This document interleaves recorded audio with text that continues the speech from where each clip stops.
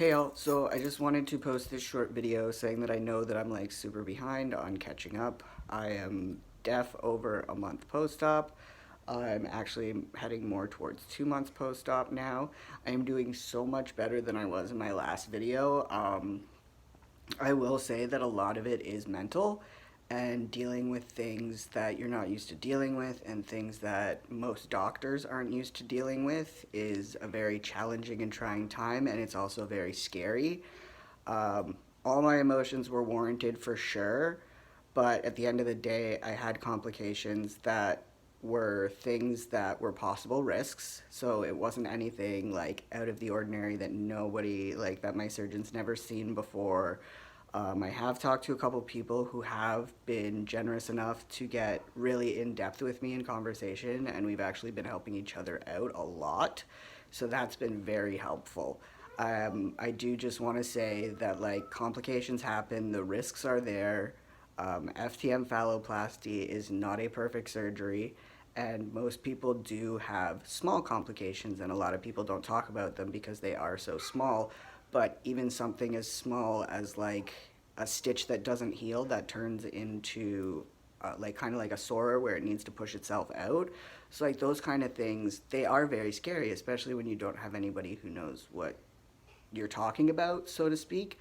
But I do want to say, like, I'm glad that I do share all the little things. They do seem very large in the moment. And then once I am able to take care of those things and get everything sorted, it brings things down to a way better level. Oh my god, I slept on my beard really weird and I didn't brush it. Sorry, guys.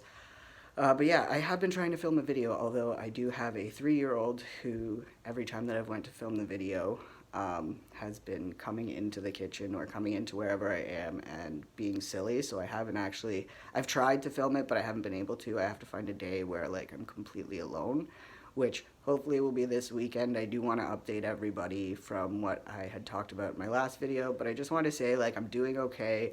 Everything is fine. I'm feeling better mentally. Physically, I'm feeling better as well. Like, I don't really have any issues. Like, I do have, like, a little bit of soreness at times in certain areas, but that's something that I want to touch on in my next video.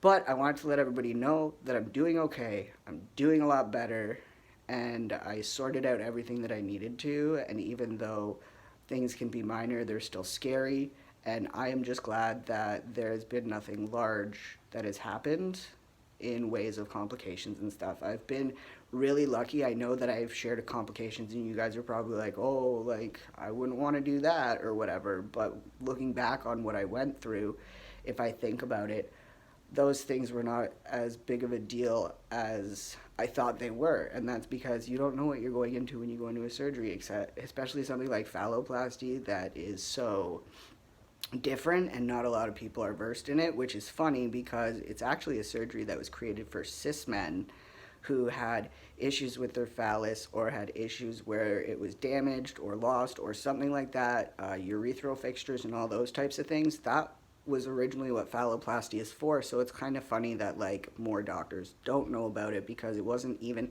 this type of surgery wasn't even specifically made for us.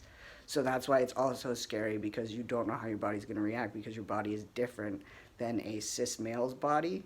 So it becomes a very scary thing and it's a very long process and you go through a roller coaster of emotions. And so I will do an update video to explain how I took care of myself, how I fixed things up, and as you can tell, it wasn't a huge deal. I didn't have to go to a hospital. I saw my doctor for antibiotics and that was about it, and I checked in with my doctor recently just chit-chatting. So like, and I've talked to my surgeon, and I also have a phone consultation with my surgeon coming up on Wednesday to talk about my next stage of surgery and what will be included in that, because I found out just before my last surgery, but it was like so much and I didn't have time to do it that I couldn't. But Hope Air in Canada, if you are covered under your provincial health care to go within Canada or outside of Canada for surgery, you can apply to Hope Air, and if you are within their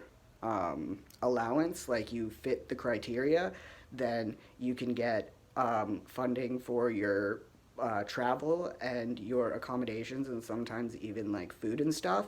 So if you are looking into that, look into Hope Air and see if you're eligible. I know for a fact that I am. I am extremely low income.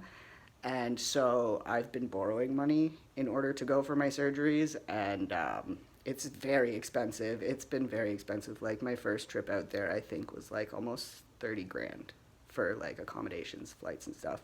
I did bring two care people and my mom and my son, so that like the plane tickets were a little bit extra, but it was because I was going to be away for over a month, so I had extra support that came with me.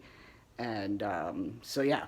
Anyways, uh, if you are looking into a surgery and you have provincial funding but you don't have help with travel or things like that, check out Hope Air.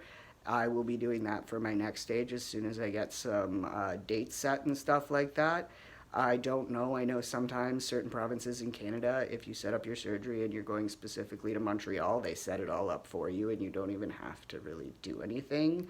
But if you are leaving the country or if your province has different stipulations, then you do have to file this and do this all yourself. So that's one thing I really wanted to point out because nobody talks about funding. And when I started my journey, I couldn't find anything. Nobody knew anywhere that I could try to apply for funding to help.